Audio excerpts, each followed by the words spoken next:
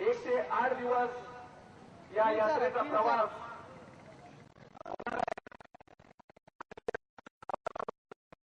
जानते हैं, ये मेरा दृढ़ विश्वास है।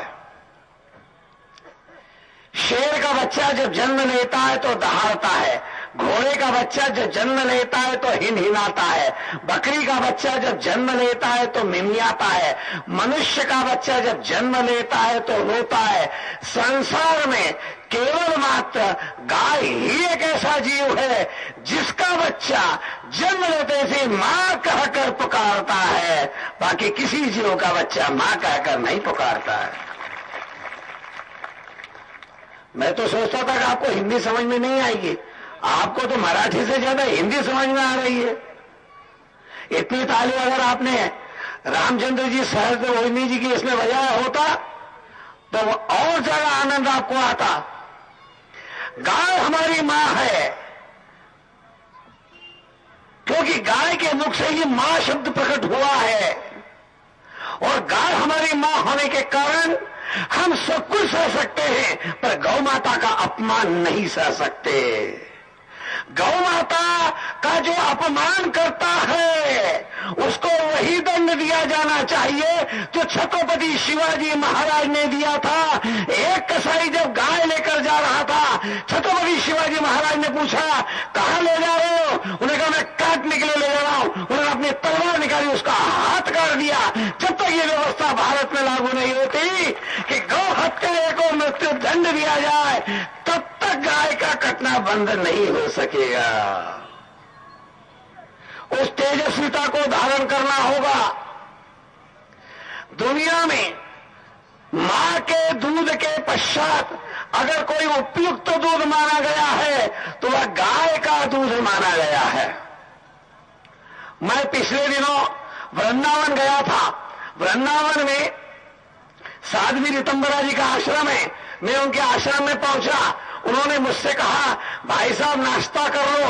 मैंने कहा अभी पूजा पाठ बाकी है। उन्होंने कहा दूध पी लो। मैंने कहा गाय का दूध है क्या? उनकी सेविका ने कहा है। मैं कहा ले आओ। दूध नहीं आया। मैंने पूछा क्या बात हो गई? उन्होंने कहा भाई साहब दूध तो 6:30 बजे तक आश्रम में बढ़ जाता है, अभी 10 बज रही है, दूध बचा नहीं होगा। उन्होंने मुझसे पूछा आप भैंस का दूध नहीं पीते? मैंने कहा नहीं। बकरी का? मैंने कहा बिल्कुल नहीं। जर्सी गाय का? मैंने कहा एकदम नहीं। क्यों भाई साहब? वो आप सब लोगों ने अभी श्रवण किया। गोमाता की महिमा से कुछ अनभिज्ञ थे या जो जानते थे वो उतना मानते नहीं थे। उसे वैज्ञानिक तरीके से भी आप लोगों को समझाया गया, व्यवहारिक तरीके से समझाया गया, और बहुत कुछ आप सब समझने वाले लोग भी बैठे हैं यहां पर। आखिर इस यात्रा की आवश्यकता क्यों पड़ी? यात्रा का नाम है विश्व मंगल गौग्राम यात्रा। ये केवल एक परिवार, एक समाज, एक जाति, एक पंथ के मंगल के लिए नहीं, ये मात्र महाराष्ट्र, कर्नाटक या उत्तर प्रदेश, मध्य प्रदेश के कल्याण के लिए नहीं, केवल भारत के कल्याण के नहीं, क्योंकि भारत के लोग या भारत के संत ऋषि जब कोई कार्य को प्रारंभ करते हैं तो वो कार्य पूरे विश्व के कल्याण के लिए होता है। हमारा मंत्र ही है सर्वे भवन्तु सुखिनः सर्वे सन्तु निरामया। हम सुखी रहें, हम स्वस्थ रहें, उसके लिए दूसरों को रोगी बनाए, दूसरों को दुखी बनाए, यह हमारा कभी उद्देश्य नहीं रहा है। इसलिए भारत के महान संतों ने पूरे विश्व के मंगल के लिए गौ माता का सहारा लेकर, गौ माता के पावन संकल्प को लेकर, गौरक्षा के संकल्प को लेकर ये विश्वमंगल गौग्राम यात्रा की रचना की।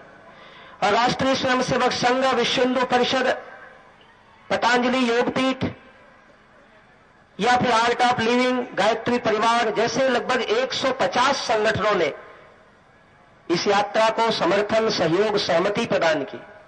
परम पूज्य स्वामी जी, इस यात्रा के मंगल संकल्पकर्ता जगतगुरु शंकराचार्य राघवेश्वर भारती जी महाराज, जिन्होंने विश्व गौ सम्मेलन के माध्यम से विश्व के समस्त गौ भक्तों को, गौ चिंतकों को, गौ वैज्ञानिकों को एक जगह पर एकत्रित करके विचार रखा कि अलग अलग हम आंदोलन करते हैं, अलग अलग बात उठाते हैं। जब भी धर्म का कोई कार्यक्रम होता है तो नारा तो सब जगह लगता है, धर्म की जय हो, अधर्म का नाश हो, प्राणियों में सद्भावना हो, विश्व का कल्याण हो और गौ हत्या बंद हो। ये नारा एक चुनावी नारा जैसा हो गया है, सबको रटा रुटाया है कि गौ हत्या, तो सब फट से कहते हैं बंद हो। कौन कहेगा चालू हो, कौन कहेगा चलता रहे, सब कहते हैं बंद हो। लेकिन हमने कब विचार किया कि गौ हत्या बंद हो, ये कैसे बंद हो? गाय की महिमा है, गोमाता खेती के लिए आवश्यक, गोमाता सृष्टि के लिए आवश्यक, गोमाता जीवन के लिए आवश्यक। हमारे बिना गाय रह सकती है, लेकिन गाय के बिना हम नहीं रह सकते। ये संपूर्ण सृष्टि ना रहे तो भी गाय रह सकती है, लेकिन यदि गौ माता ना हो तो हम तो क्या, ये पूरी सृष्टि समाप्त हो जाएगी, क्योंकि गौ वंश के ऊपर आधारित ये पूरा ब्रह्मांड का संतुलन है।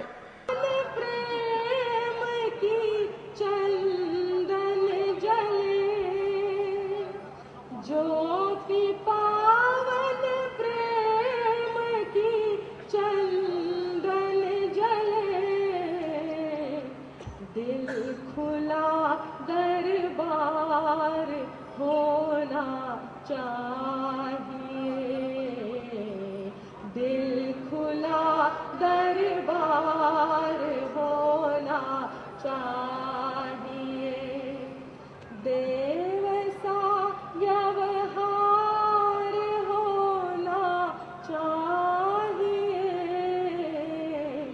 संत का सत्कार होना चाहिए, संत का सत्कार होना चाहिए।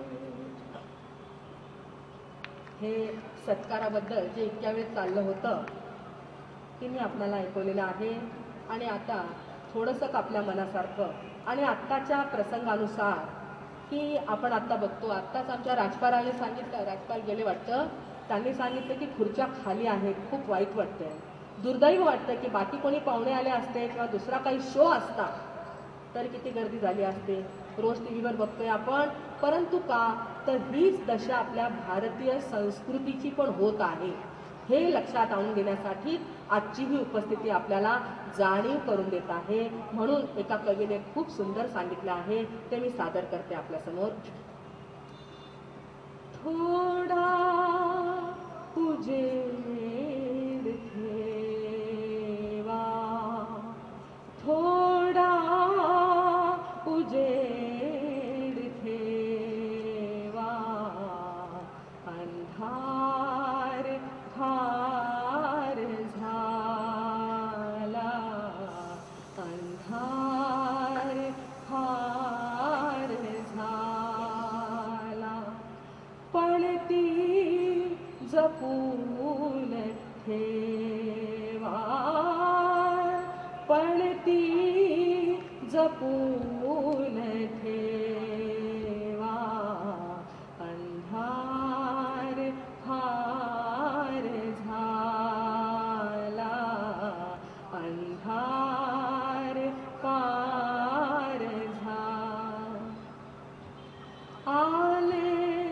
चहू दिशानी तुफान विस्मृतींचे, नाती जपून तील श्वास, हृदय जपून ठेवा, हृदय जपून ठेवा, अंधार फार झाला, अंधार